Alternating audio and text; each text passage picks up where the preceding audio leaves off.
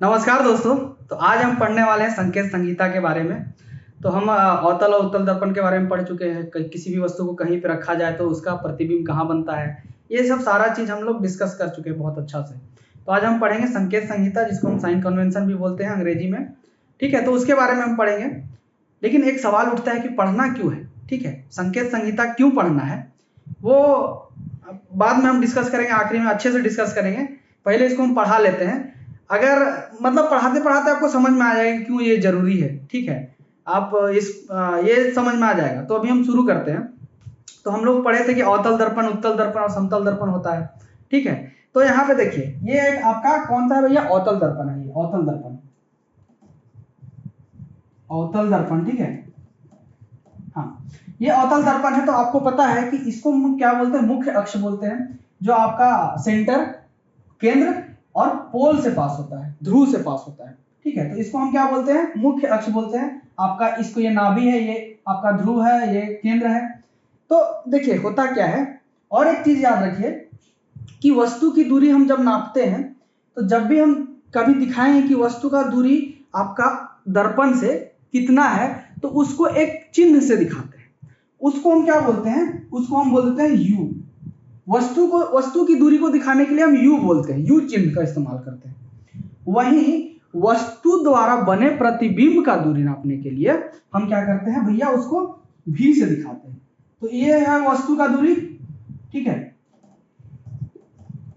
वस्तु का दूरी, और ये होगा आपका प्रतिबिंब की दूरी।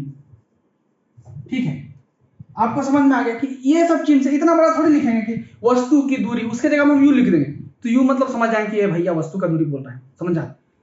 उसी जगह पे हम भी लिख देंगे, भी बराबर 5 सेंटीमीटर, तो समझ में आ जाएगा कि अरे प्रतिबिंब जो बन रहा है 5 सेंटीमीटर, जो आपका दर्पण है उससे दूर बन रहा है, आगे बन रहा है, पीछे बन रहा है, अलग बात है, वो सब हम समझेंगे अभी। ठीक है, उसी तरह से आपको अब फोकस की दूरी दिखाने के लिए हम एफ से यूज करेंगे, एफ का इस्तेमाल करेंगे। मतलब ये फोकस है, यहां से यहां आपका जो नाभि है, फोकस है, उसके और पोल के बीच में दूरी कितना है उसको दिखाने के लिए हम किससे करेंगे भैया, एफ से इस्तेमाल करेंगे। ठीक है, उसी तरह से आर का हम यूज करते हैं वक्रता त्रिज्या। क्या है भैया, वक्रता त्रिज्या। ठीक है, इसको रेडियस ऑफ कर्वेचर बोलते हैं। इसकी दूरी दिखाने के लिए हम ये सबका यूज करते हैं, इस्तेमाल करते हैं। आपको समझ में आ गया वस्तु की दूरी। अब समझिए, तो होता क्या है कि हम भैया अगर लिखेंगे u बराबर, हम मान लीजिए कि 5 लिख दिया, चाहे 10 लिख दिया, कुछ भी लिख दिए, उसके पीछे हम नकारात्मक और सकारात्मक चिन्ह लगा देते हैं। ठीक है, तो उसका नियम यह है कि एक तो पहला मतलब सबसे आसान है कि आपतित जो किरण होता है वो किधर की ओर जा रहा है। ठीक है, उस डायरेक्शन में, उस दिशा में किसी भी चीज का मेजरमेंट किया जाए।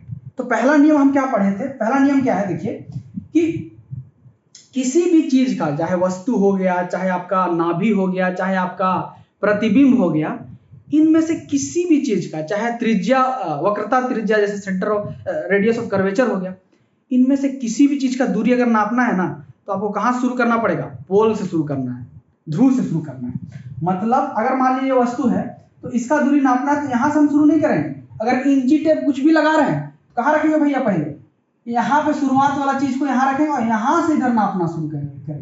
ठीक है, इधर से इस दिशा में जाएंगे। याद रखिएगा कि हमेशा हम किससे, ध्रुव से शुरू करेंगे, पोल से शुरू करके उधर की ओर जाएंगे। तो यहाँ से हमको दूरी नापना है इस वस्तु का, तो यहाँ से हम शुरू करेंगे। चाहे इस फोकस से नाभि का दूरी नापना है तो यहाँ से शुरू करेंगे, फोकस से इधर नहीं जाएंगे। इतना याद रखना है। अब क्या होता है कि चिन्ह जो है हमको बताना है, नकारात्मक सकारात्मक चिन्ह, जिसको पॉजिटिव और नेगेटिव चिन्ह बोलते हैं। सकारात्मक को पॉजिटिव चिन्ह बोलते हैं, नकारात्मक को नेगेटिव चिन्ह बोलते हैं। तो क्या करना है कि ये वस्तु है, वस्तु से जो आपतित किरण है वो किधर की ओर जाएगा भैया, ये वो आपतित किरण हो गया। ठीक है, तो आपतित किरण का दिशा किधर है, इस ओर है। तो आपतित किरण की दिशा में किसी भी चीज को नापेंगे उसको हम क्या कहेंगे, सकारात्मक, पॉजिटिव। और आपतित किरण के अपोजिट, उल्टा दिशा में किसी भी चीज को हम नापेंगे तो उसको हम नेगेटिव बोलेंगे। मतलब अगर हम इस अवतल दर्पण में हम वस्तु का चिन्ह अगर देखा जाए तो वस्तु का चिन्ह आपका क्या होगा, नेगेटिव होगा। क्यों, क्योंकि यहाँ पे आपका ध्रुव है और यहां से वस्तु का दूरी इधर की ओर नाप रहे हैं। तो क्या हुआ, आपतित किरण आपका इधर की ओर दिशा है, इधर की ओर इस दिशा में है, और वहीं पे हम जब उसकी वस्तु का दूरी नाप रहे हैं तो इस दिशा में जा रहे हैं, मतलब क्या हुआ, नेगेटिव। जो आपतित किरण है उसके उल्टा दिशा में जा रहे हैं, मतलब नेगेटिव, नकारात्मक चिन्ह। तो नकारात्मक चिन्ह को हम ऐसे दिखाते हैं, माइनस लगाते हैं नकारात्मक का और भी लिख देते हैं, नेगेटिव। ठीक है। अब वहीं पे इसके द्वारा जो प्रतिबिंब बनेंगे, तो हमको याद है अवतल दर्पण में जो भी प्रतिबिंब बनते थे, ठीक है, वो किधर बनते थे भैया, वो आपके जो अवतल दर्पण है उसके आगे बनते थे। ठीक है, रियल इमेज, सही सही इमेज बनते थे। तो आपको इधर बनते थे, कहीं पे मान लीजिए इधर से रिफ्लेक्ट होकर आया, इधर कहीं पे आपका वस्तु बनता था ऐसा, और उल्टा बनता था। तो जो आपका जो अवतल दर्पण है उसमें क्या होगा, आपका जो इमेज का दूरी होगा वो क्या होगा, वो भी नेगेटिव होगा, प्रतिबिंब का दूरी वो भी नेगेटिव होगा, बशर्ते एक केस में। हम आपको याद है कि आप फोकस और पोल, ध्रुव और नाभि के बीच में जब भी वस्तु को रखते थे तो उसका इमेज कहाँ बनता था, उसका प्रतिबिंब कहाँ बनता था, इधर बनता था पीछे। तो अगर आप फोकस, इसी को हम यहाँ पे लिख दे रहे हैं, अगर फोकस और पोल के बीच में बना तो वो क्या होता है भैया, पॉजिटिव, क्योंकि यहाँ पे अगर किसी भी वस्तु को रखते हैं तो इसका इमेज इधर बनता था। ठीक है, इधर बनता था। ठीक है, तो अब यहाँ पोल से इसकी दूरी हम नाप रहे हैं, प्रतिबिंब का दूरी, तो यहाँ पोल से इधर जा रहे हैं, मतलब पॉजिटिव बनेगा, ये वाला याद रखिएगा, ये एक अलग सा केस है।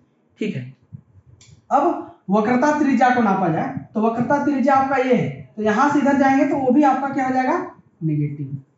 ठीक है, आपतित जो किरण है उसके उल्टी दिशा में हम जा रहे हैं, आपतित किरण का जो दिशा है उसका उल्टा हम जा रहे हैं, तो ये भी आपका क्या हो जाएगा, नेगेटिव हो जाएगा, ये भी नेगेटिव हो जाएगा, ये भी नेगेटिव। और एक ही केस में पॉजिटिव होगा कब, जब हम वस्तु को फोकस और पोल के बीच में रखेंगे, नाभि और ध्रुव के बीच में रखेंगे तब।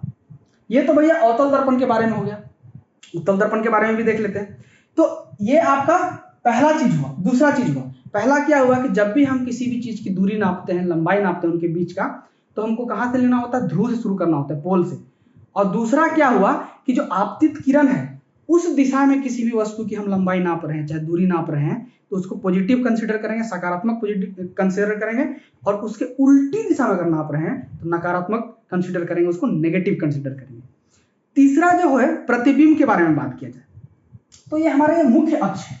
ठीक है, तो ये मुख्य अक्ष है, अगर हमारा प्रतिबिंब मुख्य अक्ष के ऊपर बनता है तो उसको पॉजिटिव बोलेंगे। ठीक है, अगर मान लीजिए ये अब अवतल दर्पण में क्या होता है कि जो प्रतिबिंब होता है, ठीक है, प्रतिबिंब किधर बनता है, इधर बनता है, और ये मुख्य अक्ष के नीचे बनता है, तो ये प्रतिबिंब आपका, इसको आप प्रतिबिंब का जो चिन्ह होगा वो नेगेटिव से दिखाना है। ठीक है, प्रतिबिंब का चिन्ह मतलब क्या हुआ, हाइट का बात कर रहे हैं। मान लीजिए कि यहाँ पे हम देखेंगे ये प्रतिबिंब, यहाँ पे वस्तु 2 मीटर का है, 2 सेंटीमीटर का है, और इसका प्रतिबिंब जो बन रहा है 3 सेंटीमीटर बन रहा है, ऐसे मान लेते हैं। ठीक है, तो यहाँ पे हम जब दिखाएंगे, लिखेंगे तो 3 सेंटीमीटर लिखेंगे ऐसे करके, प्रतिबिंब का जो हाइट होगा, आपका जो ऊंचाई होगा, प्रतिबिंब का यहाँ ऊंचाई लिख देते हैं। ठीक है, ये समझ में आ गया। अब उसी तरह से हम उत्तल दर्पण के बारे में बात करते हैं। उत्तल दर्पण क्या हो गया, उत्तल दर्पण में क्या होता है कि यहाँ पे आपका फोकस है, पोल है, और इधर की ओर पॉलिश क्या हो रहा है। ठीक है, इधर ये है, अब वस्तु को हम यहाँ पे रखते हैं। ठीक है, तो इसमें से आपतित किरण किधर की ओर है, दिशा किधर है, इस तरफ दिशा है। ठीक है, तो हम क्या करते हैं, वस्तु का जो दूरी है, यहाँ पे वस्तु का दूरी जो u है आपका, वो क्या होगा, किधर की ओर हम नाप रहे हैं, पोल से इधर की ओर नाप रहे हैं, आपतित किरण के उल्टा तरफ जा रहे हैं, तो इसका जो साइन होगा नेगेटिव हो जाएगा। ठीक है, अब उसी तरह से इसमें क्या होता है कि उत्तल दर्पण में हमने देखा था, ये उत्तल दर्पण लिख रहे हैं, उत्तल दर्पण में हमने देखा था कि जो इसमें प्रतिबिंब बनता है वो दर्पण के पीछे बनता है। ठीक है, मान लीजिए यहाँ पे वस्तु, तो प्रतिबिंब यहाँ पे बन रहा है।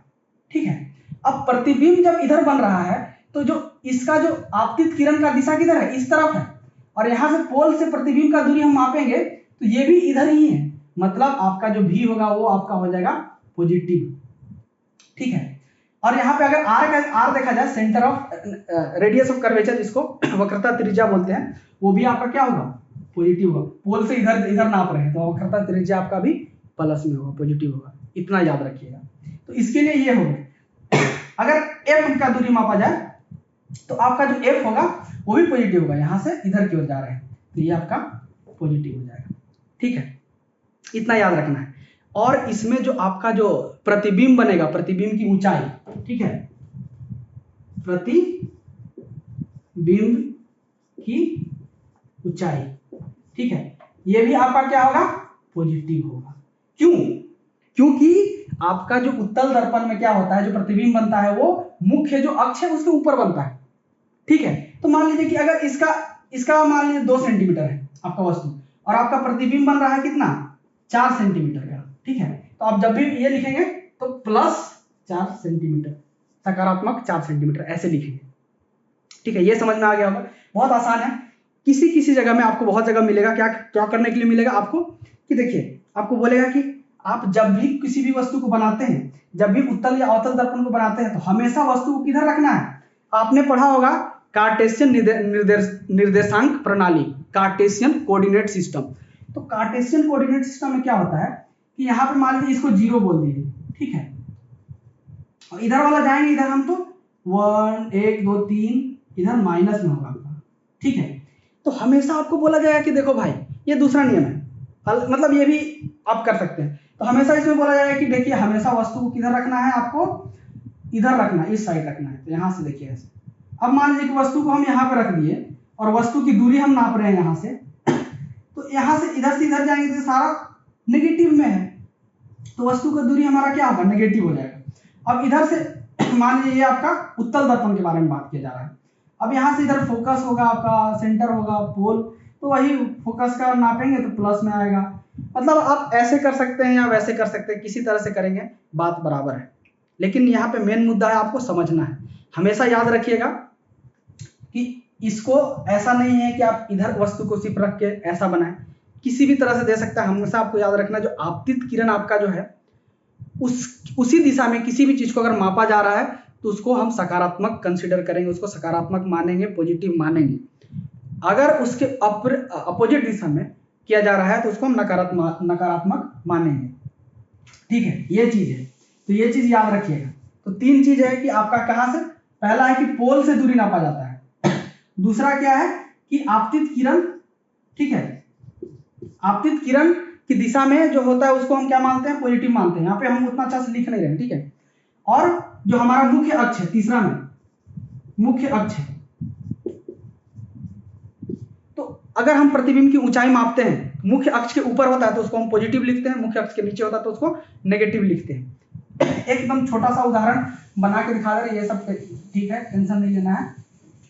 एक हम लिख के दिखा दे रहे हैं, जैसे कि क्या है कि हमारा ये अवतल दर्पण है, ठीक है, ये हमारा फोकस है, यहाँ पे हम वस्तु को रखे हैं, हमारा यहाँ पे उसका ये बन रहा है, ठीक है, चित्र बन रहा है, प्रतिबिंब बन रहा है, ये हमारा पोल है।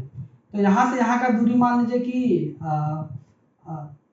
3 सेंटीमीटर है, और यहाँ से यहाँ का दूरी मान लीजिए आप यहाँ ऐसे नापना है, ऐसे नहीं,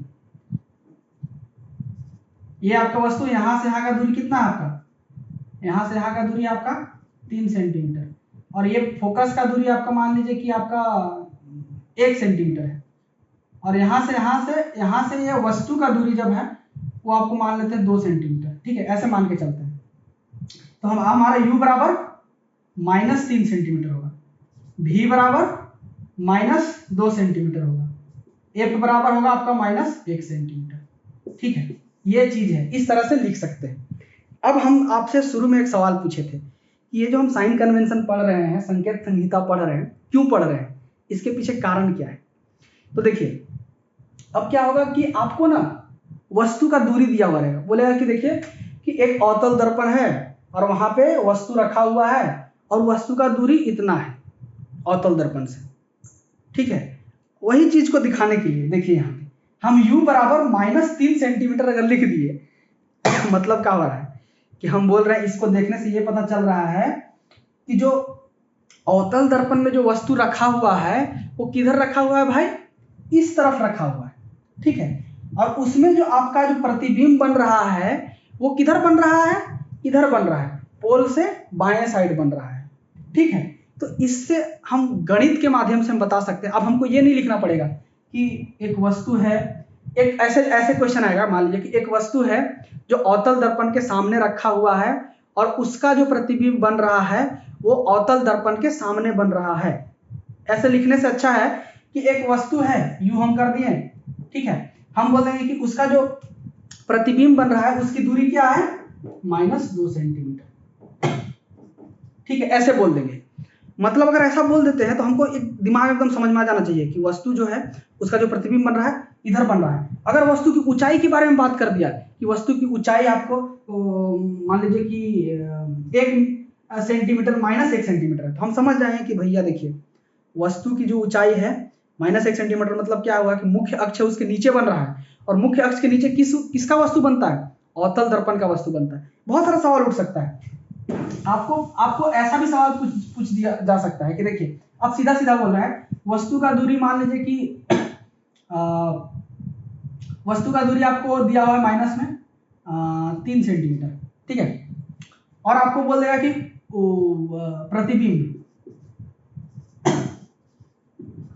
प्रतिबिंब की ऊंचाई, ठीक है, आपको दिया हुआ है कितना, 1 सेंटीमीटर, आप मान लीजिए 5 सेंटीमीटर, ठीक है। आपको एक चीज समझ में आना चाहिए, आपसे पूछ देगा कि ये जो प्रतिबिंब बन रहा है किस दर्पण में बन रहा है। ये पहला केस हो गया आपका। दूसरा केस हो गया कि प्रतिबिंब की